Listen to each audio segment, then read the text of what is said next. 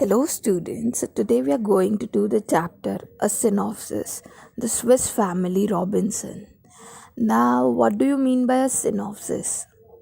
तो synopsis is basically it is a summary of piece. ठीक है, या तो फिर it can be of a writing और अ प्ले. तो या तो कोई एक राइटिंग हो गया या तो कोई प्ले हो गया, उसको जब हम शॉर्ट में ऐसे लिखते हैं ना, उसको हम समरी बोलते हैं. ठीक है, तो synopsis is a summary of peace of writing और अ प्ले. एक राइटिंग का समरी लिखना या तो कोई प्ले का समरी लिखना, उसको सिनॉप्सिस बोलते हैं. तो यहाँ पे किसका सिनॉप्सिस है? The Swiss family Robinson. तो ये जो प्ले था ना, ये अभी देखते हैं हम कि ये क्या है. तो हमने यहाँ पे इसका सिनॉप्सिस देखना है. ठीक है, let's start. The Swiss Family Robinson is a well-known adventure novel that people of many countries have enjoyed for more than 200 years. It has been made into graphic novel and films. The novel, written by the Swiss clergyman Johann Davis Wyss, is not just an adventure. It aims at teaching young people values like self-reliance, determination, love for your family, cooperation, and prudent use of resources. It also has good lessons relevant in natural science, good husbandry, and even mathematics. Okay, so what was Swiss Family Robinson? It was an adventure novel. Adventure क्या होता है? That unusual experience. ये एक novel थी, Swiss family Robinson, which was an unusual experience which people enjoyed for 200 years. कि वो जब release हुई थी ना, उससे 200 ईयर्स तक पीपल ने उसको एन्जॉय किया था. So it was also converted into graphic novels and films. तो वो जो नॉवल थी ना, उसको ग्राफिक नॉवेल्स एंड फिल्म्स, मतलब फिल्म्स में भी उसको कन्वर्ट किया गया था, so that people can enjoy it more. अब यहाँ पे लिखा है, the novel written by Swiss clergyman Johann David Wyss is not just an adventure. तो ये जिन्होंने लिखी है जोहन डेविड विस, कि उनकी जो नॉवेल्स होती है ना, it's not only adventure but also teaches young people values like self-reliance, determination, love for your family, cooperation and prudent use of resources. कि वो जो नॉवेल लिखते हैं ना, उनमें you get to see adventure, वो पॉइंट तो ठीक है, बट उसके साथ you understand such values like self reliance. Self reliance मतलब क्या होता है? Self dependent. कि हमें कभी भी we don't need to depend on others, we should only depend on our self. वैसे self reliance is self dependent. Determination मतलब being firm, being focused, firm, FIRM. Love for your family, that you understand the values of your family. And cooperation and prudent use of resources. Prudent मतलब क्या? Sensible और careful use of resources. कि ऐसे ही नहीं कि resources मिले हैं तो उसका कैसे भी यूज़ किया जाए, but you should use it carefully. It also has good lessons relevant in natural science. It also has good lessons relevant in natural sciences, connected to natural science, good husbandry and even mathematics. Good husbandry मतलब क्या होता है? Farming या तो फिर careful use of money और food, वैसा. आप लोग सब मीनिंग लिखते जाओ साथ में. The time when I'm teaching you, start writing the meanings as well, because this chapter contains lot of new words and I'm sure you won't be knowing the meaning of them. So keep a book and pen ready with yourself and start writing. ठीक है, तो what does John David Wyss का novel was? It was all about adventure, but उसको graphic novels और films में भी convert किया गया था. It teaches values like, it also मतलब क्या था कि it brings adventure but also teaches certain values. कौन से values? Self reliance, self dependent, determination, being firm, love for your family and prudent use of resources. के careful use of resources. It also has lessons connected to natural science, good husbandry. Good husbandry मतलब क्या? Farming या तो फिर careful use of money और foods, के food और money का कैसे अच्छे से यूज़ किया जाए वैसा। एंड इवन मैथमेटिक्स के उसके जो प्लेस थे जॉन डेविड विस के, उनके जो नॉवेल्स थे वो मैथमेटिक्स से कनेक्टेड थे, या तो कभी नेचुरल साइंस से कनेक्टेड थे, या तो कभी हाउ टू फार्म और how to use carefully your money and foods like good husbandry, उनके ऊपर डिपेंडेंट थे। First para clear? Some elements of the novel do stretch reality to certain extent, but we must consider that it is work of fiction and not of file. ठीक है, कि कोई कोई उनके जो elements है, कोई कोई parts है stories के, they may stretch reality to certain extent, that when you will see, you will tell that yeah, that is real, this is true, this happens, but then lastly you need to understand that it is just a work of fiction, that it is a play and उसमें थोड़ा imaginary things डाला, and it is not a fact file, that not every point is true वैसे, to some extent they have showed reality but not every point is true, and then you need to understand that it is a work of fiction and not a fact file, that it is not true. Given below is a synopsis, कि यहाँ पे जो नीचे दिया है, it is also a synopsis, an outline of its basic story. So the story starts, अभी William, Elizabeth and the children had been traveling in a ship when the ship was caught in a great storm. The other passengers evacuated without them. William and his family, including the young children Fritz, Ernest, Jack and Franz, were left to survive alone. They weathered the great storm waiting in the ship's hold. ठीक है, तो अभी क्या हो गया था, it is a story of William and Elizabeth and the children. They were been traveling in the ship when the ship was caught in a great storm, कि वो लोग शिप से कहीं पे ट्रैवल कर रहे थे एंड अचानक स्टॉर्म के आने की वजह से शिप में प्रॉब्लम हो गया. ठीक है, the other passengers evacuated without them. Evacuated मतलब क्या होता है, to move from a dangerous place to a safe place. तो जो अदर पैसेंजर्स थे ना शिप में, वो सब इन चारों के अलावा, मतलब इन दोनों को छोड़ के सब चले गए थे वैसा. they went to a safer place, but all of these were left alone in the ship. William and his family, including the young children, अभी उनके कितने थे children, 4. Fritz, Ernest, including the young children Fritz, so सबसे छोटा कौन था, Fritz, and फिर Ernest, Jack and Franz were left to survive alone. अब यही 4 बच्चे और 2 विलियम और एलिजाबेथ, 6 लोग ही टोटल शिप में अकेले थे. वर लेफ्ट टू सर्वाइव अलोन मतलब only they were left in the ship and they were alone. They weathered the great storm waiting in the ship's hold. So they weathered the great storm. तो weathered मतलब क्या, to change or make something change because of the effect of wind or storm. तो they realized कि ठीक है अभी storm आने वाला है वैसा. Waiting in the ship's hold, that they realized, they understood कि अभी तो storm आने वाला है वैसा. The ship survived the night and the family found themselves within sight of a tropical desert island. The next morning they decided to get to the island they could see beyond the reef. ठीक है, तो finally कैसे करके तो ship बच गई and they found themselves within the sight of a tropical desert island. तो they found कि हम यहाँ पे कोई एक desert island पे आ गए हैं वैसा. The next morning they decided to go to the island they could see beyond the reef. Beyond the reef क्या होता है, to the opposite side वैसे.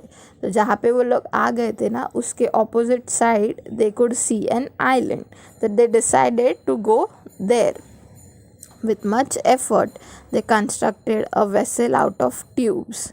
After they filled the tubes with food and ammunition and all other articles of values they could safely carry, they rowed towards the island. ठीक है, तो अभी वो लोग जो डेजर्ट पे थे, डेजर्टेड आइलैंड पे थे, वहाँ से उन्होंने दूसरा आइलैंड देखा, right, beyond the reef.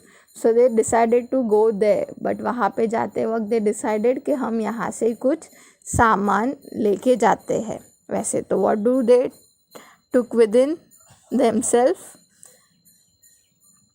After they filled the tubes with foods and ammunition ठीक है। तो ट्यूब्स क्या होता है, it is a small plastic container with a lead with a ढक्कन टू पुट फूड रखने के लिए। तो उससे उन्होंने क्या किया, after they filled the tubes with food and ammunition they constructed a vessel out of tube. तो पहले तो उन्होंने वैसे ट्यूब से वेसल बनाए एंड आफ्टर फिर they filled the tubes with food and ammunition. अभी एम्यूनेशन क्या होता है, supply of bullets and all. Ship में थे ना वो लोग, तो शिप में तो ये सब होता ही है। तो ammunition is supply of bullets, गोला बारूद बोलते हैं ना अपन वो। तो उन्होंने क्या किया, पहले ट्यूब से वेसल बनाए, देन वो ट्यूब्स में फूड और गोला बारूद भरा and all other particles of value they could safely carry. And all other particles जो इम्पॉर्टेंट होते हैं and the one which they were able to carry, they roved towards the island. Roved is to carry. So they carried all of this towards the island. Two dogs from the ship named Turk and Juno swam besides them. तो ship में 2 dogs भी थे, Turk and Juno. Even they joined them. The ship's cargo of livestock, guns and powder, carpentry tools, books, a disassembled pinnace and provisions had also survived. ठीक है। तो क्या क्या था, the ships cargo of livestock, guns and powder. Ship contain many important things within themselves. तो livestock था, मतलब चीज़ें which are useful. Guns and powder, as अपन ने देखा पहले, ammunition, that ammunition was supply of bullets. तो bullets, guns and powder था। Carpentry tools, sometimes they even keep carpentry tools within themself. Carpentry tools में क्या आ गया, हैमर आ गया, छीनी आ गया, स्क्रू ड्राइवर आ गया, वो सब। बुक्स, अ डिसअसेंबल्ड पिनस, ठीक है, एंड डिसअसेंबल्ड पीनस। पीनस क्या होता है, जो छोटी सी शिप रहती है ना, अभी वो लोग जो शिप में जा रहे थे, that was a huge one जो ट्रैवलिंग के वक्त यूज़फुल होता है। But pinnace is a short ship, छोटू सी शिप।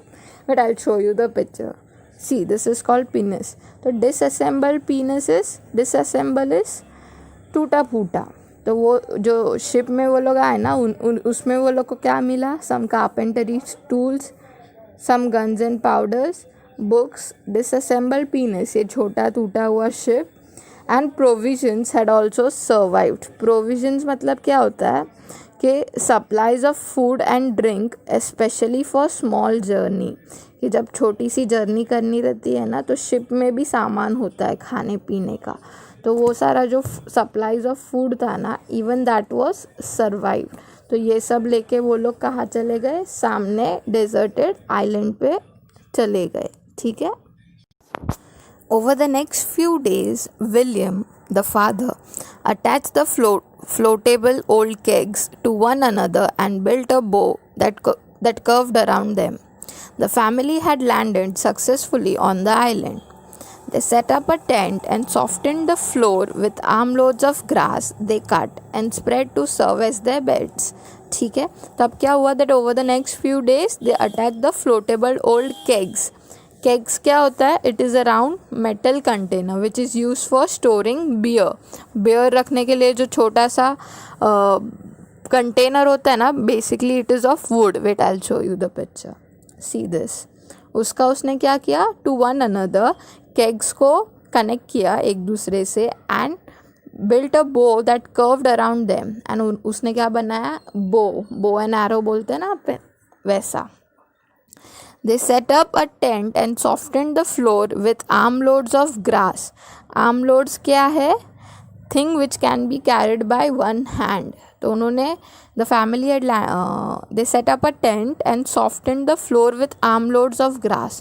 कि उन्होंने क्या किया, and cut and spread to serve as their beds.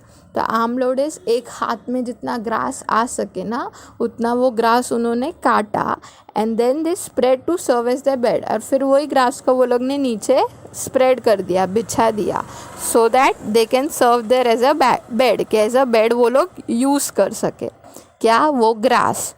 They came to a grove of trees. A tree grew what looked like a gourd on its trunk. The father told Fritz the gourds would make excellent bowls and spoons. They then cut them into various utensils. ठीक है, तो now they came to a grove of trees. Grove क्या होता है? Small group of trees. अब वो लोग एक ऐसे point पे आए जहाँ पे there was a small group of trees. One tree grew what looked like gourds. Gourds क्या होता है? लौकी बोलते हैं ना अपन जिसको. Wait, I'll show you the picture. It is type of fruit, but then with hard skin, and it is not usually eaten. I'll show you the picture. See. So one tree would look like gourds on its trunk. तो उसके trunk, उसका जो root ये रहता है ना, trunk बोलेगा तो कौन सा part होता है? नीचे का brown color का. तो वहाँ पे they saw a gourd. तो उन्होंने बोला कि ये gourd will help us to make bowls and spoons. And then they cut them into various utensils. तो ये लोग क्या कर रहे थे? बेसिकली जो ट्यूब्स था उनसे यूटेंसिल्स बनाए, फिर ये जो गॉड्स था उनसे यूटेंसिल्स और वेसल्स बनाए, because they wanted to settle there ना. तो सेटल अभी घर बनाने के लिए यू नीड वेसल्स, यूटेंसिल्स और सब मटेरियल्स चाहिए, right.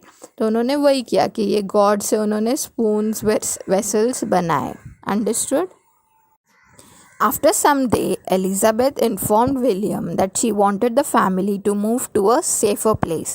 The current camp was not only exposed but was also very dry and hot. ठीक है. Now Elizabeth was a mom, right? So she was always concerned कि she said कि let us move to a safer place, कि कोई safe place पे अपन जाके move हो जाते हैं. The current camp was not only exposed but also very dry and hot. तो उनका जो अभी करंट कैंप जहाँ पे वो लोग रह रहे थे ना ऑपोजिट आइलैंड पे आके, तो दैट वाज वेरी एक्सपोज, के इतना ढका हुआ नहीं था, सब आसानी से दिख जाता था. And it was very dry and hot, के plus it was dry and hot also. If they built a house up in one of the large trees, they would be safe from jackals. She described a perfect tree for the project, one whose trunk were nearly 40 feet in diameter. The branches were very long and extended straight out from the trunk, making them perfect platforms for a structure. तो उनकी जो mom थी ना Elizabeth, उन्होंने describe किया कि उनको कैसा घर चाहिए. If they built a house up in one of the large trees, तो उनकी मॉम ने क्या सजेस्ट किया कि कोई लार्ज ट्री, एक बड़ा सा ट्री के ऊपर अगर हम घर बनाए, then we would be safe from jackals. Jackals क्या होता है? It is a wild animal just like a dog. तो वो आइलैंड के वहाँ पे जैकल्स रहते होंगे, तो उनसे हम सेफ रह पाएंगे if we make a house on a tree वैसे. एंड देन शी डिस्क्राइब्ड कि how she wants this tree वैसा, that one whose trunk was nearly 40 feet in diameter. जो ब्राउन वाला पार्ट होगा ना, that should be 40 feet in diameter. And the branches should be very long, extended straight out from the trunk, making them perfect platform for a structure वैसा. तो उन्होंने पूरा explanation दिया कि एक तो वो ट्रंक का डायमीटर कितना होना चाहिए, 40 फीट. एंड फिर उनके जो ब्रांचेस होने चाहिए, they should be right from the trunk extended towards downwards वैसा, कि making them a perfect platform. समझा? तो what does Elizabeth said that she explain कि उनको कैसा घर चाहिए था. She explained all the diameters and stuff. And why did she do that? Just to be safe from jackals. Jackals is wild animal like a dog. Let us move ahead. Later, when determining the height of the lowest branch, the father taught the boys geometry and how to use triangles to measure big objects. ठीक है. अभी अपन ने starting में ही देखा कि ये जो राइटर है, उनके जो भी नॉवेल्स है उनमें यू अंडरस्टैंड फैमिली वैल्यूज़, फिर उनमें यू अंडरस्टैंड मैथ्स वैसा. तो यहाँ पे भी वही हो गया कि letter when determining the height of lowest branch, अभी उनके जो डैड थे ना, वो बच्चों को हाइट बता रहे थे कैसे कैलकुलेट करने का, जो छोटा सा ब्रांच था ना उसका. तो उसी टाइम पे उनका हाइट डिटरमाइन करते करते the father taught kids that how to measure the heights and how to measure big objects वैसा. He measured a defined distance from the trunk, that he calculated angles using several measured rods, determining that the lowest branch was 30 feet off the ground. ठीक है. अभी हमें angles लेना रहता है, right. So what do, we take a origin, right. तो यहाँ पे उन्होंने ओरिजिन के लिए क्या लिया था? Then he measured a defined distance from the trunk. Trunk को उन्होंने एज अ ओरिजिन लिया था एंड देन फिर रॉड्स अपन कैसे एंगल्स बनाते, राइट, एक एक्स एक्सिस पे होता है और एक कहीं पे वाई या जेड में होता है. इफ़ वी मेक 45 तो एक ऐसा इंक्लाइंड रहता है ना 45 पे, तो वैसा ही कि वो उनको जो एंगल्स बनाने थे ना उसके लिए उन्होंने रॉड्स का यूज़ किया एंड देन दे कैलकुलेटेड के एंगल्स क्या थे एंड देन दे रियलाइज के जो लोएस्ट ब्रांच था ना वो 30 फीट एंगल पे था वैसा. The men knotted a rope at certain intervals. Knotted is to tie. कि जो उनके डैड थे ना, he knotted a rope at certain intervals and attached pieces of bamboo in each knot. Thus they created the ladder. तो उन्होंने क्या किया फिर, हर एक बाम्बू पे नॉट रस्सी बांध दिया and then they created the ladder. And उसी तरह से सब दो बाम्बू के बीच बीच में रस्सी बांधते गए and then he created a ladder. Ladder you all know, right, सीढ़ी. तो सीढ़ी बना दी. वैसे कितना they are learning new things, right. They made vessels, they made utensils, all of these they are using from natural products. जो जो available है उसी से ये लोग सब चीज़ें बना रहे हैं. Father returned to the beach and collected driftwood, thinking it would be perfect to build a sledge on runners rather than wheels. Later they used it to transport materials. अब क्या हुआ, father returned to the beach and collected driftwood. Driftwood मतलब क्या होता है पता है, pieces of wood which are floating on the sea. जो pieces of woods होते हैं ना जो कभी sea पे float होते रहते हैं और that has been washed away, या तो कोई ऐसे वुड्स जो नदी के साथ वॉश्ड अवे हो गए. तो यूजुअली वो सब कहाँ पे आके रुक जाते हैं, एक कॉर्नर पे आके रुक जाते हैं ना, अटक जाते हैं. तो वो लेने गए. कौन, father. He went to collect drift woods, के जो वुड्स आके साइड पे सेटल्ड हो जाते हैं ना वो कलेक्ट करने गए. क्यों, thinking it would be perfect to build a sledge on runners.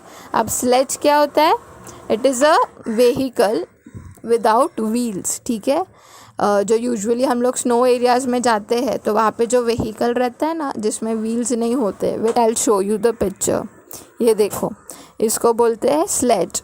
तो उन्होंने क्या डिसाइड किया कि जो वो वुड्स लेके आएंगे ना उनसे ऐसा स्लेज बनाएंगे so that later they used it to transport materials, कि वो मटीरियल्स यहाँ से वहाँ लेके जाने में हमको काम आएगा. Sledge on runners rather than wheels, कि उसमें व्हील्स नहीं होता है वो पार्ट में, वो मशीन में, उसमें सिर्फ स्लेज होता है. वैसा मैं आई will show you the picture. देखो ये वाला.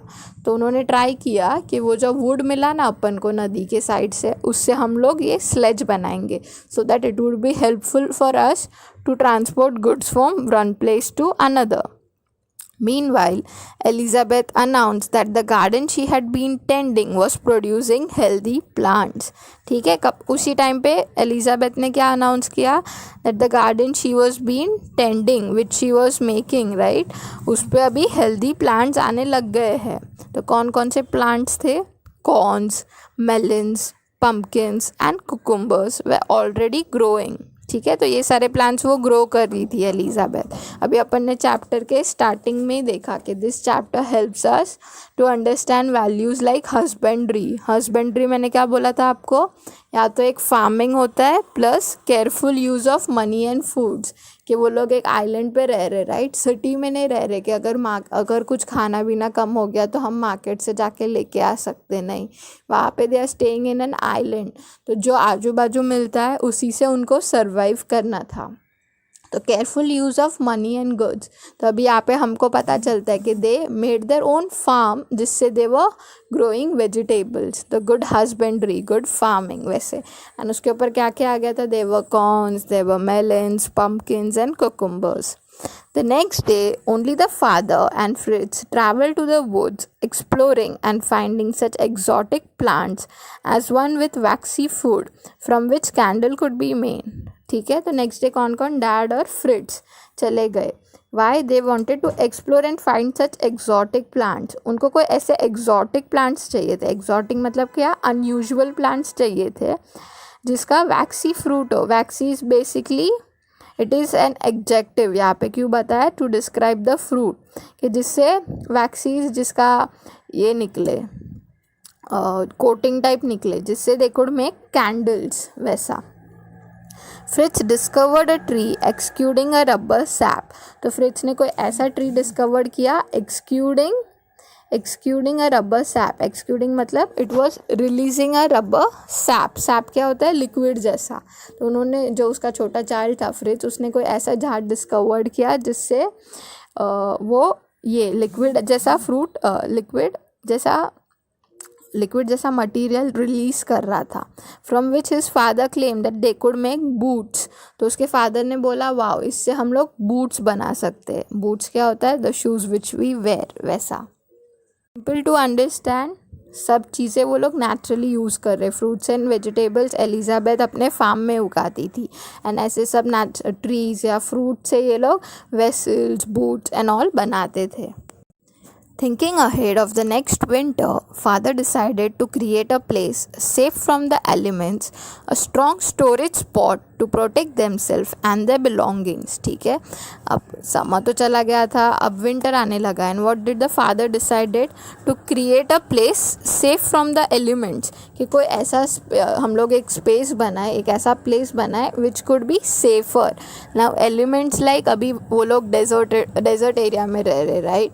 तो वहाँ पे दे could B animals, they could B jackals, जैसे अपन ने पहले देखा, अ डेंजरस डॉग, या तो फिर they could be sea animals, right? तो उनसे बचने के लिए एक स्ट्रॉन्ग स्टोरेज स्पॉट बनाते हैं to protect themself and their belonging, so that everyone can be protected. जो फैमिली मेम्बर्स है, जो उनकी वाइफ है, वो। Fritz came up with the idea of a cave. तो फ्रिट्ज, जो उनका चाइल्ड था ना, उन्होंने क्या बोला कि हम एक केव बनाते हैं। ठीक है, केव बना देते हैं जिससे हम प्रोटेक्टेड रहेंगे। केव इज गुफा। Not finding word, they thought of carving out their own crave. ठीक है, तब वो लोग ने डिसाइड किया कि चलो गुफा तो देख लेते, पर गुफा तो उनको वहाँ पे कहीं दिखी नहीं। तो what did they decided? Not finding one, they thought of carving out their own cave in the rock, abutting the campaign site. Abuting is just besides, to be adjacent, just उसके बाजू में। तो what did they decide? उनको तो केव मिला नहीं कहीं पे, तो उन्होंने क्या डिसाइड किया? that we will make our own cave in the rock abutting the campaign site। वो लोग जहाँ पे रह रहे थे ना, वो रॉक एरिया में, तो वो रॉक से हम लोग केव बनाते। abutting द कैंपेन साइड मतलब जो जहाँ पे वो लोग रह रहे थे उसके बाजू में जो रॉक वाला स्ट्रक्चर था ना, उसी से will make a cave. Abutting is just besides, so the place way they were staying, उसके जस्ट बिसाइड्स में जो रॉक वाला स्ट्रक्चर था, उससे हम लोग केव बनाते हैं।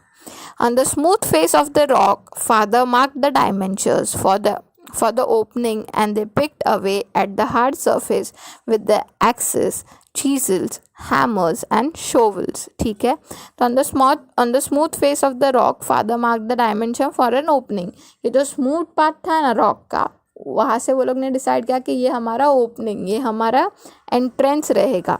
And they picked away at the hard surface, और जो हार्ड सरफेस था ना, वहाँ पे वो लोग ये सब टूल्स लेके गए। एक्सेस पता है क्या होता है? What is axes? कुल्हाड़ी जो अपन बोलते हैं ना, what do we say? Axes को क्या बोलते हैं? कुल्हाड़ी, वैसा। ये सब instruments which will help them to cut the rock, जो रॉक तोड़ने में उनकी मदद करे ना, वो सारे इंस्ट्रूमेंट्स लेके गए। द एक्सेस, चीजल्स क्या होता है हिंदी में? What do we call it? छेनी। I show you the picture देख के आपको फटाक से सब पता चल जाएगा that what I am talking about. See, this is chisels. Hammers तो सबको पता है, हथौड़ी। एंड शॉवल्स मतलब क्या होता है? फावड़ा, वो ट्रायंगल शेप में और ये स्क्वायर शेप में नीचे का पार्ट होता है, उसका कैरी करने के लिए एक स्टिक जैसा होता है ना, वो शॉवल्स को क्या बोलते हैं? फावड़ा। Wait, I will show you the picture of this again. See, this is shovel. तो ये सारे इंस्ट्रूमेंट लेके वो लोग हार्ड वाले पार्ट पे चले गए, जो रॉक का हार्ड पार्ट था ना, वहाँ पे। ठीक है, so for today's lecture we'll keep only this much. This is a very interesting story. Try to understand it, and if you guys have any doubt till now what we have studied, mark it down and then we will solve it.